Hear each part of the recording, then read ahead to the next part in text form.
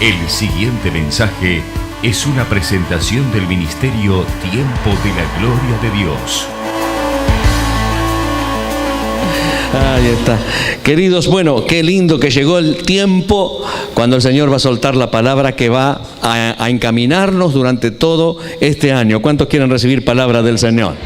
Así, ¿qué será lo que el Señor tiene? Porque siempre como que van en una escalerita, ¿no? De abajo, arriba y cada vez más y cada vez más. Y gloria al Señor que pudimos disfrutar de todas las bendiciones durante este año. Y hoy, siendo el último culto, también pudimos experimentar y escuchar de estos testimonios poderosos de la mano del Señor, que la mano del Señor ha hecho. Yo recuerdo que cuando soltamos la palabra profética el año pasado, no lo pudimos hacer en la casa del Señor, ¿se acuerdan? Tengo que hacerlo por Zoom, pero de todas maneras el Señor estuvo presente y bueno, lo logramos. Pero el Señor habló allí, Él quería decirnos algo. Nosotros decíamos en ese último sermón del año pasado que las predicciones, no sé si ustedes se acuerdan, las predicciones que eran para el año no eran muy alentables, que ese día estaba brava la pelota, ¿no? Y decían, miren que viene brava el asunto, todas las predicciones del tema del bicho ahí, del cobicho, estaba diciendo, bueno, algunas otras cepas que van a venir y esto y lo otro, y problemas con la vacuna y nuevos rebrotes, evoluciones de las cepas letales y bueno, problemas laborales, pronosticaban tensión, pronosticaban momentos de desazón, de preocupación, de desespero, de violencia. Todo eso lo dijimos el año pasado, que era lo que estaban pronosticando, una inseguridad en los distintos niveles sociales y algunas otras cosas más capaz de preocupar y desalentar al más fuerte de los optimistas. Eso eran lo que nosotros decíamos el año pasado y el pronóstico que había para ese año. Pero también decíamos que como iglesia, nuestro Padre nos había dado estrategias. Como iglesia, nuestro papá nos había dado cosas puntuales, estrategias para los pastores, estrategias para el grupo de trabajo, estrategias para toda la congregación, para todo el pueblo en general. El Señor nos había dado órdenes bien delimitadas, órdenes precisas, concisas, directas, definidas, para llevarnos a un buen resultado final. El buen resultado final es lo que estamos disfrutando hoy. Y aquí estamos. Digan conmigo, aquí estamos. Habiendo visto cumplirse cada una de las palabras soltadas. Digan conmigo, Dios es fiel. Dios es fiel, querido. Otra vez decir, Dios es fiel. Porque realmente, amados, el Señor nos dividió. ¿Se acuerdan que nos dividió el año en 3 etapas, no? En 3 etapas. Y en primera etapa Él nos decía que en primer lugar nosotros deberíamos edificar altares. ¿Se acuerdan de eso? Edificar altares diariamente, como un altar de sacrificio, altar de adoración, y que lo buscáramos en humillación, que lo buscáramos con un corazón quebrantado, con humildad y con entrega. Y luego seguía en la segunda etapa donde nosotros teníamos que trabajar arduamente para sacar de nosotros todo aquello que impedía ese fluir del Señor, el fluir del Espíritu Santo, y que mediante la purificación de nuestras vidas teníamos que sacar todas esas cosas, ira, contienda, disensiones y todo eso, ¿no? Y contiendas, divisiones, chismes y todas esas otras cositas, un montón de cosas más que durante el año fuimos sacando en esa segunda etapa, para luego como consecuencia en la tercera etapa, en estos últimos meses por supuesto, Él iba a restaurar su gloria, nos iba a levantar, nos iba a prosperar, que nos iba a traer. Mirá lo que decíamos, si ustedes que tienen nota, muchos toman nota de lo que sea, y si no tienen los videos para controlar, nosotros decíamos allí que el Señor nos iba a traer personas que iban a ofrendar recursos en tiempos difíciles, y que íbamos, mirá lo que decía el Señor antes que tuviéramos nada, decía, y que íbamos a hermosear la casa que Él nos iba a entregar. Si ustedes recuerdan, también se soltó la palabra que habrían servicios de adoraciones presenciales en esa casa que Él nos iba a conceder. ¿Se cumplió o no se cumplió? Escuchen, que iba a haber abundancia, dice la Escritura, y que esa abundancia iba a glorificar a Dios, porque íbamos a hacer y tener cosas que en temas pandémicos imposible tenerlas, y eso iba a glorificar al Señor. Decía en aquel tiempo, soltábamos la palabra, que a sus tiempos, a los tiempos de Dios, creceríamos, que tomaríamos lugares, que nos expandiríamos. Querido, en este año, en tiempo de pandemia, estamos escuchando estos tremendos testimonios. A último momento todo este testimonio ahí del SAMU, de distintas personas, de Claudia, de Mariela. Impresionante las cosas que estamos... En tiempos de pandemia, querido. En tiempos de pandemia el Señor, en cumplimiento a su palabra, la palabra profética que fue soltado, en estos tiempos difíciles el Señor nos ha entregado esta casa. ¿Cuántos dicen gloria a Dios? Dale fuerte el aplauso al Señor. No solamente eso, nos dio recursos para hermosearla. ¿Se cumple o no se cumple la palabra? Nos dio recursos para hermosearla. Nos dio recursos y estrategias para seguir valorizándola. Y vamos a seguir en eso también. Nos entregó, escuchen, nos entregó tierras. Hemos abierto nuevas casas de paz, nuevos merenderos, nuevos barrios, inclusive nuevas ciudades. ¿Se cumplió o no se cumplió la palabra? No solo se ha cumplido, sino que se está cumpliendo, porque el Señor avisa, pero luego te da más de lo que vos pensás, más de lo que podés entender. ¿Para qué? Para que la gloria sea de Él y no la tuya. Así que no lo limites a Dios, no lo limites con tu mente de decir esto es demasiado, porque si decís eso hasta ahí vas a llegar. Así como los que recibieron las cosas y dijeron no, lo vamos a hacer, lo vamos a pagar, vamos a hacer al contado, vamos a hacer esto y lo otro. ¿Por qué? Porque el Señor respalda solamente a los que obran en fe. Sin fe es imposible agradar al Señor. Entonces, queridos, personas de otros ministerios, inclusive gente que no se están congregando aún, venían a casa, llamaban por teléfono y decían yo quiero ofrendar en esa casa, yo quiero poner mi diezmo, no sé por qué el Señor me está inquietando de que yo tengo que poner mi diezmo ahí. Es que cuando Dios habla, cumple, queridos. No sé si están entendiendo lo que el Señor hace. Acá somos testigos, ¿verdad, Pastor Richard? Que va a decir, pero ¿y esto de dónde vino? ¿Cómo salió? Y me llaman de un lado, me dicen, mira, tengo esto de hace no sé cuántos meses que vengo juntando. Y el Señor me dijo, esto es para la casa de ustedes. Gloria al Señor. Entonces todo fue cumplido por nuestro Dios. Digan, todo fue cumplido por nuestro Dios. ¿Cuántos le dan la gloria? ¿Cuántos le dan una fuerte amén al Señor por el cumplimiento del Padre? Porque realmente Él, cuando habla, cumple lo que promete. Gracias, Señor. Al final Dios ha comenzado como lo prometió en este proceso de la purificación y comenzó a restaurar su gloria. Pero la restauración de su gloria no terminó este año, todavía no terminó. ¿Por qué? Porque es un proceso. Es decir, vamos a tener que seguir en este proceso continuo, y en este proceso el Señor nos va a mantener enfocado en lo que va a venir este año. Y acá es donde comienza. ¿Cuántos están expectantes? Vamos arriba. Escuchen, cuando Dios habla, Él cumple lo que promete. Él es así, es decir, lo que Dios dice es. Digan, lo que Dios dice es.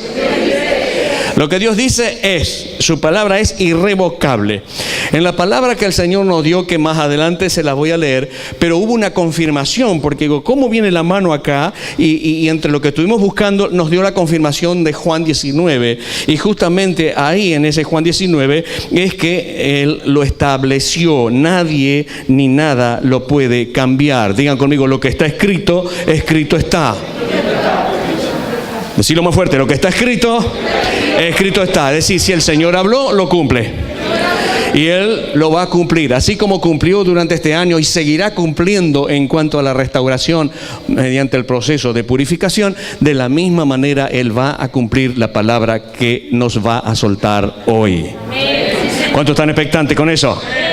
Entonces, así como Él lo estableció, nada ni nadie lo va a cambiar. Y Juan 19, del 19 al 22, léanlo conmigo, dice: escribió también Pilato un título que puso sobre la cruz, el cual decía: Jesús Nazareno, Rey de los Judíos.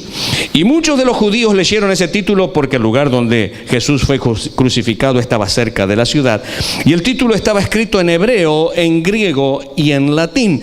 Y dijeron a Pilato los principales sacerdotes de los judíos: no escribas Rey de los Judíos, sino que él dijo que era Rey de los Judíos. Y Pilato le respondió y le dijo: lo que he escrito, he escrito. Digan conmigo, lo que está escrito, escrito está. Esta es la confirmación cuando el Señor da la palabra y luego, pero ¿será que? Y el Señor da esta palabra y dice: si yo hablé, yo cumplo. Dice la palabra de Dios que Él no es hombre para mentir, ni hijo de hombre para que se arrepienta. Wow. Si Él habla, Él cumple. Entonces, atención, atención.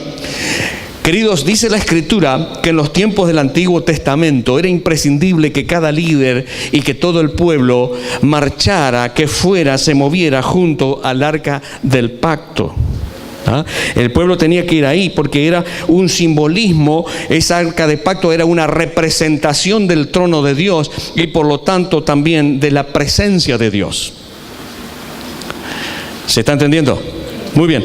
Entonces, el arca no tenía poderes sobrenaturales en sí misma y tampoco confería ningún poder a aquellos que la tuvieran, pero estaba condicionado, sí, un cierto poder.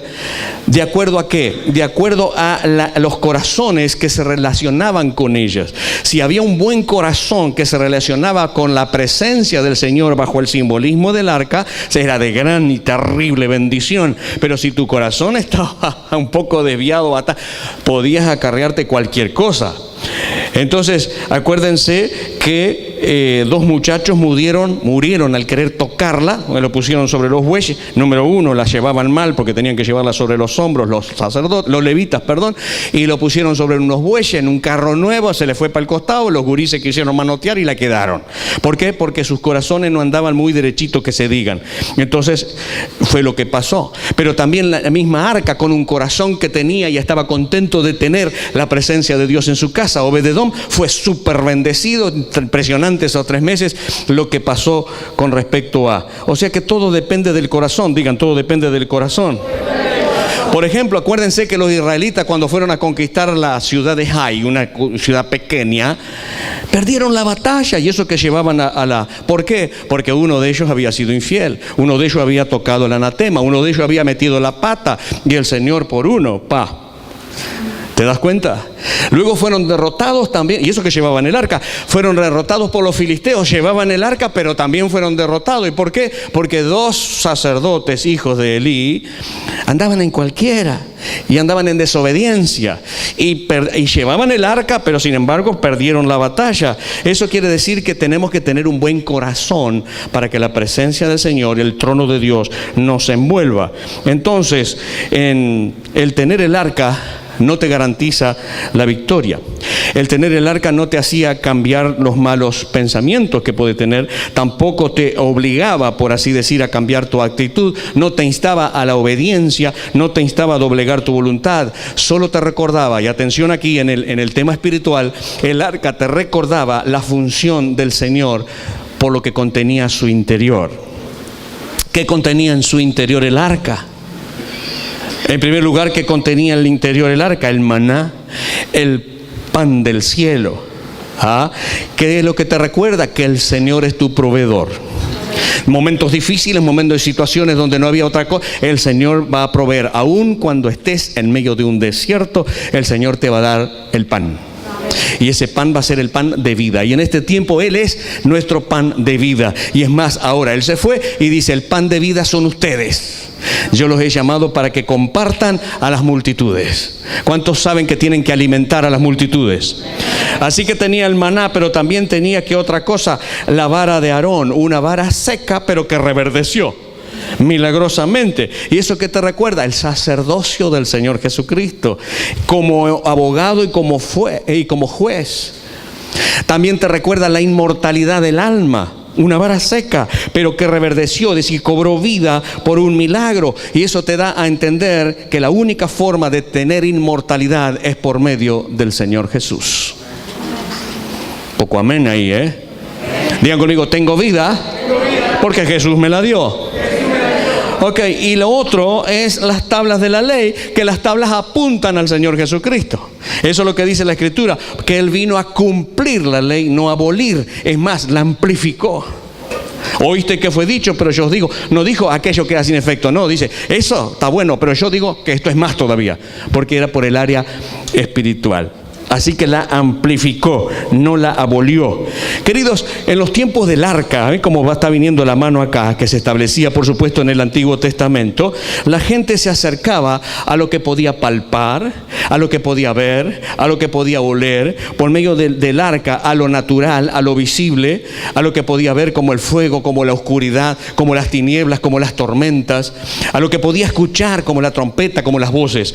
En Hebreos 12:18 y primera parte del 19 dice: porque no os habéis acercado al monte que se podía palpar y que ardía en fuego, a la oscuridad, a las tinieblas y a la tempestad, al sonido de la trompeta y a la voz que hablaba. Querido, déjame decirte que ahora, en este tiempo, nos hemos acercado al monte de Sión. Simboliza el trono de Dios, de donde se expande, por así decirlo, absolutamente todo el reino de los cielos y todo lo que conlleva con el reino de los cielos. A este lugar nos hemos acercado, Hebreos 12:22, sino que os habéis acercado al monte de Sión, a la ciudad de Dios vivo, Jerusalén la celestial, a la compañía de millares de ángeles, muchos millares de ángeles, a la congregación de los primogénitos que están inscriptos en los cielos, a Dios el juez justo. ¿A dónde más te acercaste? A los espíritus de los justos hechos perfectos. Nos hemos acercado a Jesús, el mediador del nuevo pacto, y a la sangre rociada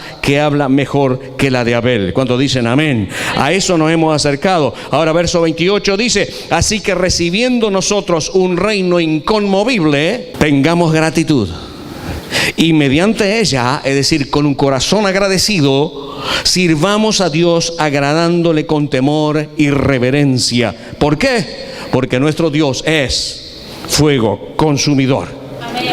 Querido, la palabra nos está guiando a entender que en esta nueva temporada lo pasado ya fue. Digan: lo que pasó, pasó. El pasado ya fue. Hay una gran puerta abierta delante de nosotros que nos está abriendo una posibilidad única de conquista. Presta atención. El apóstol Pablo, estamos haciendo medio rápido el asunto, quiero llegar al asunto, compartió con los creyentes de Éfeso una idea enigmática. Vamos a leer Efesios 2, 4 al 7. Mirá: pero Dios, que es rico en misericordia, por su gran amor con que nos amó, aun estando nosotros muertos en pecado, nos dio vida juntamente con Cristo. Por gracia sois salvos. Y juntamente con Él nos resucitó, y asimismo, atente aquí, nos hizo sentar en los lugares celestiales con Cristo Jesús. ¿Para qué? ¿Cuál es el propósito? Para mostrar en los siglos venideros, es decir, para mostrar en este tiempo las abundantes riquezas de su gracia en su bondad para con nosotros en Cristo Jesús. Cordial decirle: Dios te está hablando. Dios te está hablando. Escúchame. Dios en su misericordia, rico en misericordia, por el amor que nos amó, dice que nosotros, aunque estábamos muertos en pecado, nos dio vida y nos resucitó. Nosotros estábamos muertos en nuestros pecados, pero Dios, por su misericordia, por su gran amor, nos dio vida, nos resucitó y nos hizo sentar en los lugares celestiales. ¡Wow! Míralo bien a los ojos y decirle: Dios te dio vida, te resucitó y te sentó en su trono. ¿Estás entendiendo eso? Dios te dio vida, te resucitó y te sentó en su trono. Salado, fuertísimo. Pero ¿cuántos de nosotros lo creemos? Ahora, no creo que te sea demasiado difícil entender que te dio vida, porque según lo que dice la Escritura, estábamos muertos en nuestros delitos y pecados. Estamos muertos. Entonces lo entendés bien. Quizás podés entender bien el hecho de que has resucitado con Cristo, porque ahora tenés vida en Él, porque estás con Él, que es la vida.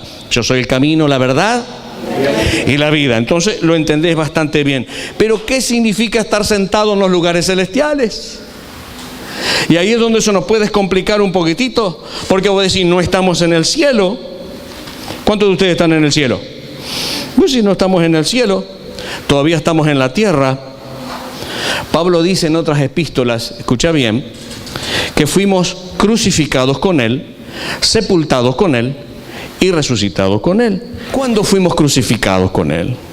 ¿Cuándo fuimos sepultados con Él? ¿Cuándo fuimos resucitados con Él? La palabra clave, ¿cuál será? De acuerdo a lo que más de 100 veces se ve en el Nuevo Testamento, es esta frasecita: en Cristo. O esta frasecita: en Él. O esta frasecita: con Cristo. Y esta frase, querido, nos abre un abanico grandísimo de posibilidades. Esta frase de en Cristo, en Él o con Cristo, esta frase es como si abriésemos un cofre lleno de tesoros para nosotros los discípulos del Señor. Porque ¿qué significa estar en Cristo? Estar en Cristo, te voy a pasar allí que vas a estar leyendo conmigo. Estar en Cristo significa que fuimos escogidos desde antes de la fundación del mundo para ser santos y sin manchas. Te estoy leyendo lo que dice la Escritura. Estar en Cristo significa que somos nuevas criaturas en Cristo Jesús. ¿Cuántos dan gloria a Dios? Estar en Cristo es somos hechos justicia en Dios con Él o en Él. También es no hay condenación para nosotros en Cristo. Míralo a tu compañero y decirle, no hay condenación para ti si estás en Cristo. Estar en Cristo significa que vivimos siempre en triunfo en Él, que somos santos y fieles en Él, que todo lo podemos en Cristo que nos fortalece, que estamos completos en Él. ¿Por qué no le das un fuerte aplauso al Señor en gratitud por lo que significa estar en Cristo? Ahora escucha, hay muchas cosas que tenemos cuando estamos en Cristo y vos decís, pero con esto ya es más que suficiente, pero hay mucho más. ¿Está?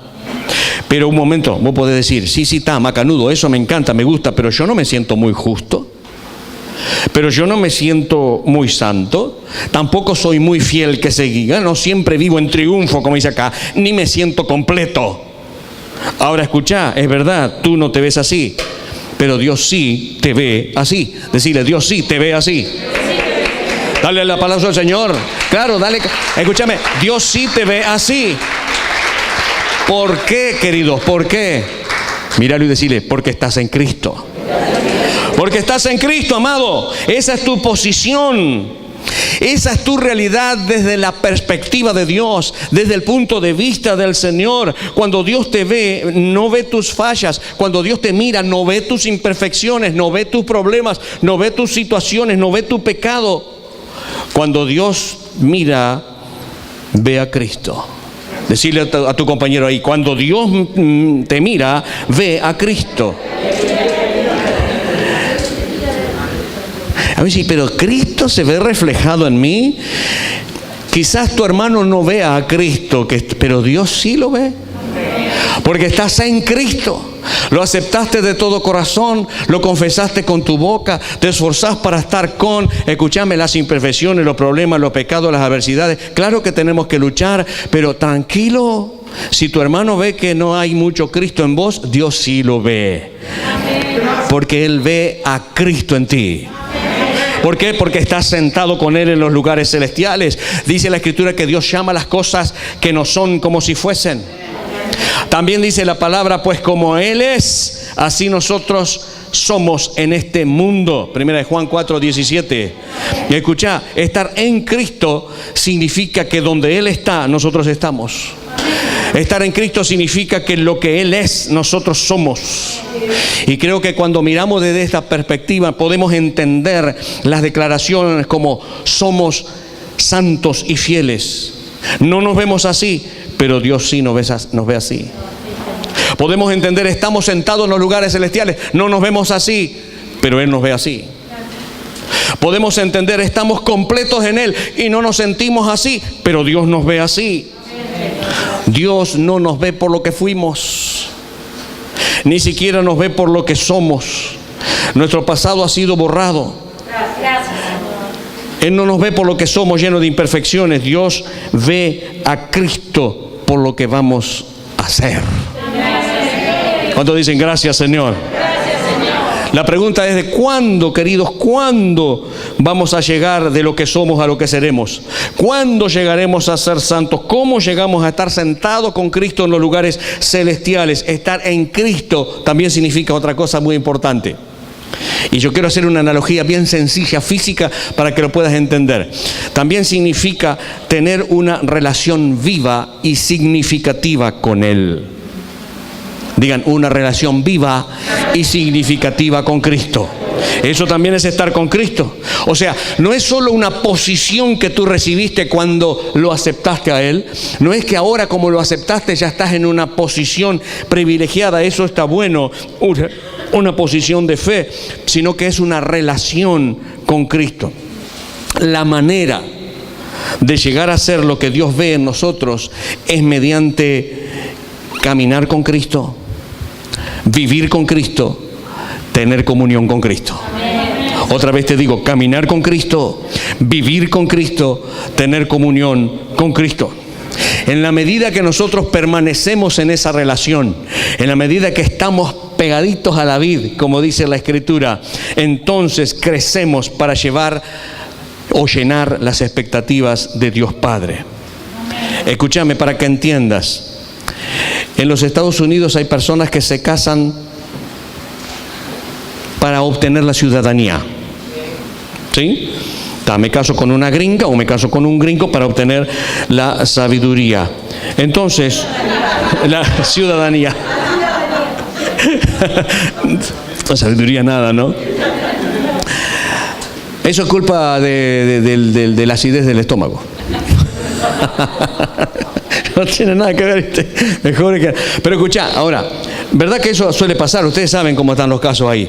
Entonces, son maridos y mujer solamente sin amor, solamente sin compromiso.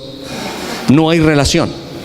Hay muchas parejas que están casadas allá y en otros lugares, pero que viven bajo el mismo techo, pero que están distantes, muy distantes. No hay relación. Ahora, para que entiendas cómo viene la mano. Muchos creyentes están en Cristo. Muchos están en Cristo, lo han aceptado como su único y suficiente Salvador. Han declarado su señorío en sus vidas. Han hecho ese pacto, por así decir, pero no tienen una relación con Él. Y por lo tanto no están creciendo para llegar a ser lo que Dios quiere que sean. Es como un termómetro espiritual. Siempre estamos hablando de los termómetros que te marca la temperatura espiritual tuya.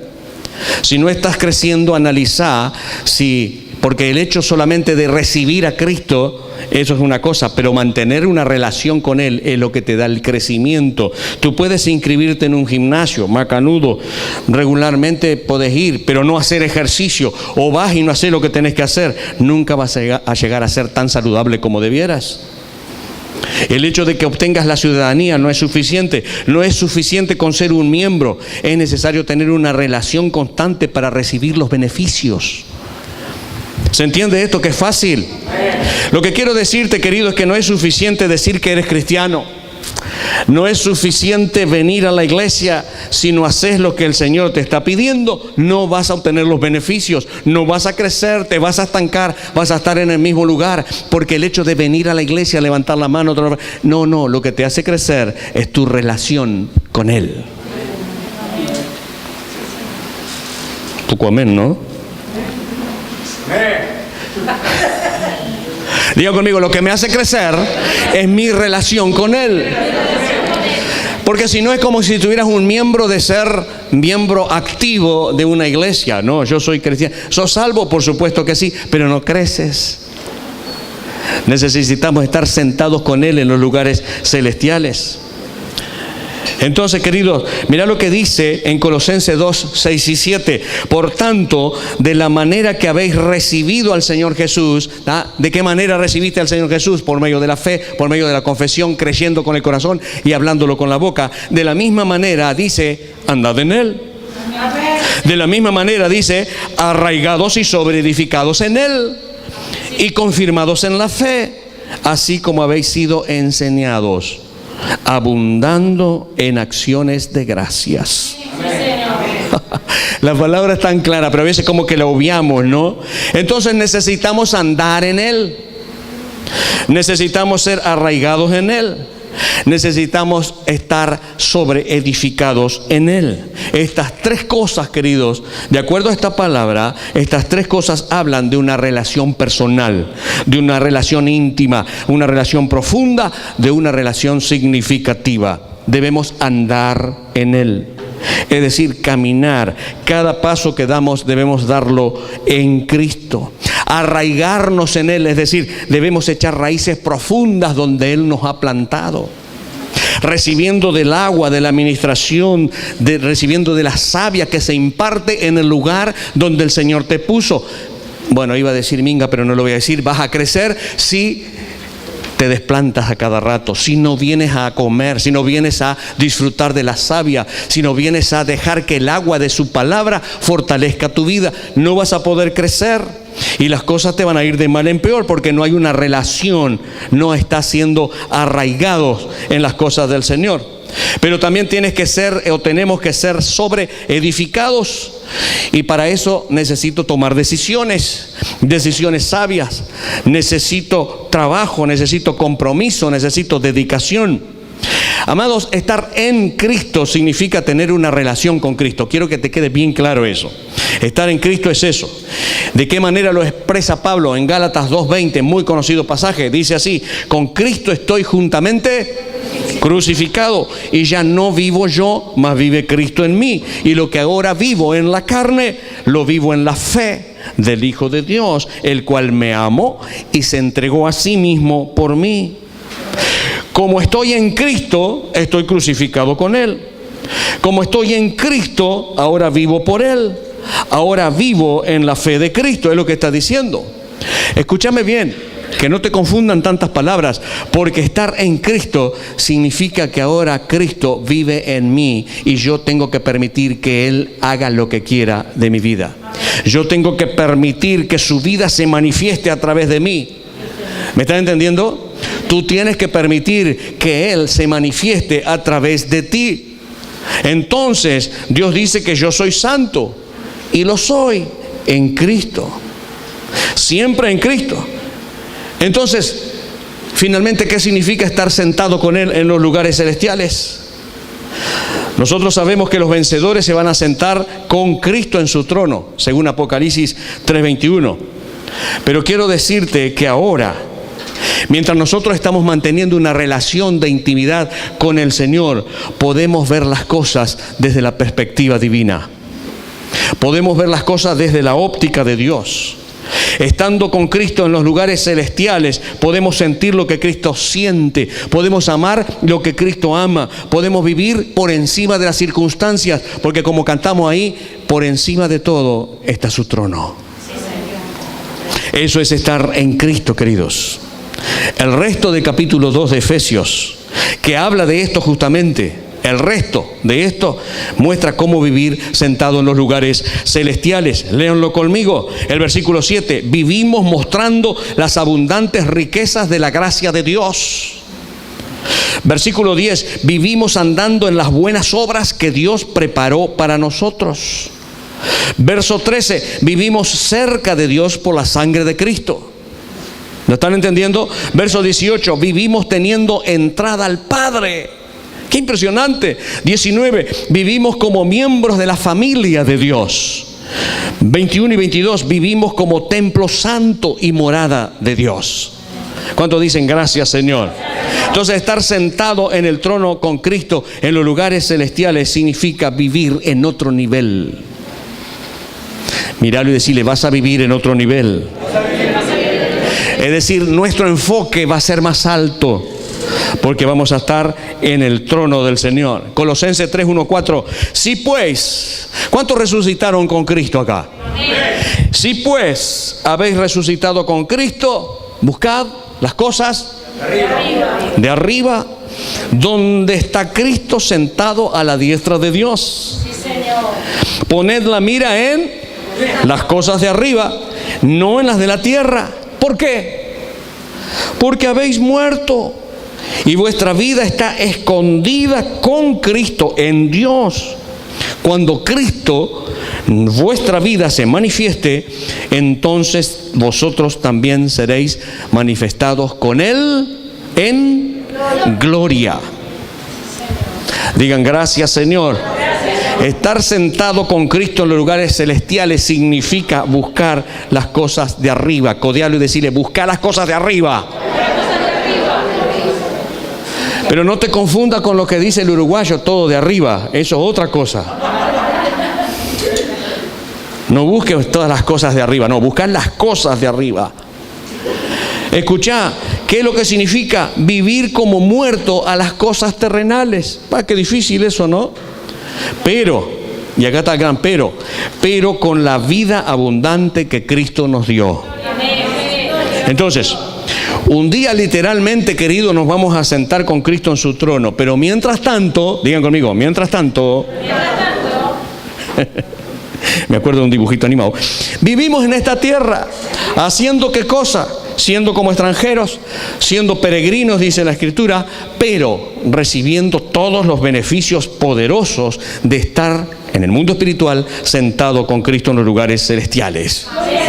Desde allí, queridos, llamamos las cosas que no son como si fuesen. Desde allí hablamos proféticamente a las circunstancias para transformarlas a nuestro favor. Desde allí, desde su trono, todas las cosas son posibles, porque ya no necesitamos el arca que representaba el trono y la presencia, sino que estamos en su propia presencia. Pregúntale a tu compañero ahí, ¿estás sentado con Cristo en los lugares celestiales? ¿Estás sentado, sentada con Cristo en los lugares celestiales? Bueno, ahí, desde allí ordenás todas las cosas. Escuchen, las oraciones nuestras siempre iban de abajo hacia arriba. Y Señor, te pido que, pero estando con Cristo en los lugares celestiales, le hablamos a la situación de arriba hacia abajo. ¿Cómo cambia cuando una persona en fe suelta la palabra ordenando que su circunstancia cambie? Ordenando que su marido cambie, ordenando que su mujer cambie. No cambiar de mujer, no cambiar de marido, que cambien su actitud. Es decir, hablar las cosas, llamar las cosas que no son como si fuesen. Pero hay un elemento: tienes que creer en lo que estás diciendo. Porque no es cuestión de soltar cualquier cosa, es cuestión de creer lo que estás diciendo, porque tiene que estar de acuerdo a la voluntad de Dios. No puedes soltar cualquier cosa. Pero cuando estamos en los lugares celestiales, ¿por qué, querido? ¿Por qué el Señor quiere eso? Porque ¿cuál es nuestra función? Nuestra función es ser embajadores en nombre de Cristo. Digan conmigo, somos representantes de Cristo. Digan, representantes del cielo. Eso es lo que tú eres. Cristo brilla a través de ti. Si tú estás sentado con Él en los lugares celestiales, en el ámbito espiritual, que sí o sí te vas a sentar de aquí a poco, entonces la gente va a ver a Cristo en ti. ¿Por qué? Porque tienes una relación con Él. Y cuanto más permanecemos en esa relación con Cristo, más podrá la gente ver a Cristo en ti. ¿Está viendo las personas a Cristo en ti?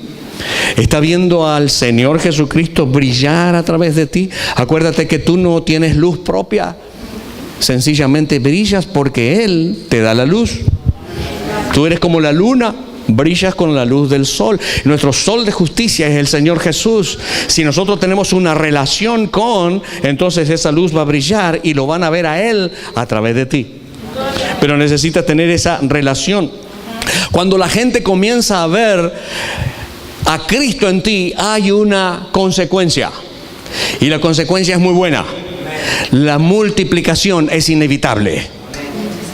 ¿Entendieron esa partecita? El crecimiento es inevitable. Cuando la gente veía a Jesús, cuando estaba en aquel tiempo, que no brillaba como lo está haciendo ahora, pero sin embargo Él puede brillar a través de ti.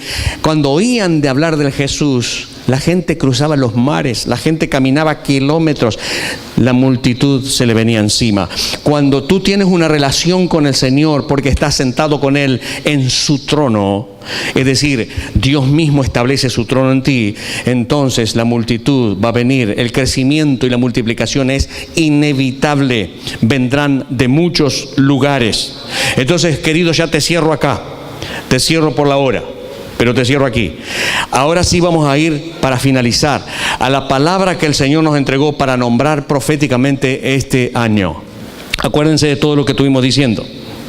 Jeremías 3, 16 al 18 dice: y acontecerá que cuando os multipliquéis y crezcáis en la tierra, en esos días, dice Jehová, no se dirá más arca del pacto de Jehová, ni vendrá el pensamiento, ni se acordarán de ella, ni la echarán de menos, ni se hará otra. En aquel tiempo llamarán a Jerusalén. Yo puedo cambiar ese nombre aquí a TGD, trono de Jehová. Y todas las naciones vendrán a ella. Gloria a Dios. En el nombre de Jehová en Jerusalén. Ni andarán más tras la dureza de su malvado corazón. En aquellos tiempos irán a la casa de Judá y a la casa de Israel y vendrán juntamente de la tierra del norte a la tierra que hice heredar a vuestros padres. Déjame leerte en la Nueva Traducción Viviente. Dice: cuando una vez más la tierra se llene de gente, dice el Señor, ya no desearán más los viejos tiempos, cuando poseían el arca del pacto del Señor. No extrañarán aquellos días, ni siquiera, ¿qué dice dónde voy? Los recordarán, y no habrá necesidad de reconstruir el arca. En aquel día Jerusalén será conocida como el trono del Señor. Todas las naciones acudirán a Jerusalén para honrar al Señor. Ya no seguirán tercamente sus propios malos deseos. En aquellos días la gente de Judá y la gente de Israel volverán juntas del destierro del norte. Regresarán a la tierra que les di a los antepasados de ustedes como herencia perpetua. Queridos, hay cierta diferencia, pero marcan hacia lo mismo entre la versión de Reina Valera tradicional 60 y la NTV, o mejor dicho, sí, la NTV, porque la traducción 60 indica que en estos tiempos ya no es necesario el arca. Ya no es necesario el arca, a tal punto que no la iban a poder encontrar. Hasta el día de hoy no saben dónde está. ¿Por qué? Porque ya no era necesario. Dice, ya no se va a pensar en ella, no la van a echar de menos, ni siquiera van a pensar en ella, ni se acordarán de ella, ni se iban a volver a hacer otra. ¿Por qué? Porque el trono de Jehová será establecido en medio de su pueblo. Te repito esto, porque el trono de Jehová será establecido en medio de su pueblo. Y la versión NTV establece que ya no habrá recuerdos de esas cosas pasadas. No habrá recuerdos de glorias pasadas tampoco. No, los métodos antiguos no van a surgir efecto. Diga conmigo, todo nuevo. ¿Por qué? Porque el Señor ha establecido un nuevo tiempo para TGD. Amén. Un nuevo tiempo, una nueva dimensión, un nuevo nivel, una nueva temporada. De todos lados, dice esta escritura, vendrán a adorar y a honrar al Señor en este lugar, inclusive los desterrados, inclusive los que se fueron. Muchos vendrán, viene un tiempo de multiplicación, de crecimiento. ¿Cuántos lo creen? Porque dice, acontecerá que cuando os multiplicáis y crezcáis, escuchen queridos, será llena nuestra casa. Decirle, será llena nuestra casa. Otra vez será llena nuestra casa. Queridos, en 2022 somos establecidos como trono de Jehová. 2022 establecidos como trono de Jehová. En el nombre de Jesús. Dale la gloria al Padre. Dale la gloria al Rey. Ponete de pie, por favor. Gracias, Jesús. Aleluya. Sí, Jesús. Bendito Dios, precioso Señor, bendito Dios. El Señor marcaba que tuviéramos un tiempo para que pudiéramos recibir la revelación de lo que Él está hablando y que pudiera nuestro espíritu, pudiéramos entender, pudiéramos ver, pudiéramos experimentar lo que el Señor está estableciendo. El Señor está cambiando la identidad. Está poniéndolos y nombrándonos. Esta casa será mi trono. Y no es palabra de hombre, es palabra de Dios. Hace unos días el Señor marcaba rajatabla los cimientos. Aquellos que no iban a ser cimentados no podían estar. ¿Por qué? Porque el Señor está haciendo algo nuevo y quiere hacerlo en los corazones dispuestos, que lo amen y que estén dispuestos a hacer lo que Él ordene. Y el Señor me hablaba especialmente en Apocalipsis 4:1 y dice, después de esto miré, habla de Juan cuando estaba recibiendo la revelación, y dice, y aquí una puerta abierta en el cielo, y la primera voz que oí como trompeta hablaba conmigo, dijo, sube acá y yo te mostraré las cosas que sucederán después de estas. Eso es lo que nos dice el Señor en esta noche. Amén. Y al instante yo estaba en el Espíritu, y he aquí un trono establecido en el cielo, y en el trono uno sentado. Y el aspecto del que estaba sentado era semejante a piedra de jaspe y de cornalina, y había alrededor del trono un arcoíris semejante al aspecto de la esmeralda. Y alrededor del trono había 24 tronos. Y vi sentados en los tronos a 24 ancianos vestidos de ropas blancas con coronas de oro en sus cabezas. Y del trono salían relámpagos, truenos, voces. Y delante del trono ardían 7 lámparas de fuego, los cuales son los 7 espíritus de Dios. Y delante del trono había un mar de vidrio semejante al cristal, y junto al trono comencé a visualizar lo que dice la palabra. Comencé a visualizar. Y junto al trono, alrededor del trono, 4 seres vivientes llenos de ojos delante y detrás. Y el primer ser viviente era semejante a un león, y el segundo un becerro, y el tercero un becerro, el tercero como rostro de hombre, y el cuarto era semejante a un ave. Y en el versículo 9 dice: y siempre que aquellos seres vivientes daban gloria, honra y acción de gracias al que está sentado en el trono, al que vive por los siglos de los siglos. Y los 24 ancianos se postraban delante del que está sentado en el trono, y adoran al que vive por los siglos de los siglos, y echan sus coronas delante del trono, diciendo: Señor, digno eres de recibir la gloria, el honor, el poder, porque tú creaste todas las cosas, y por tu voluntad existen y fueron creadas. Amén. Yo quiero que cierres tus ojos, y mientras la adoración va fluyendo. Fue una presentación del Ministerio Tiempo de la Gloria de Dios.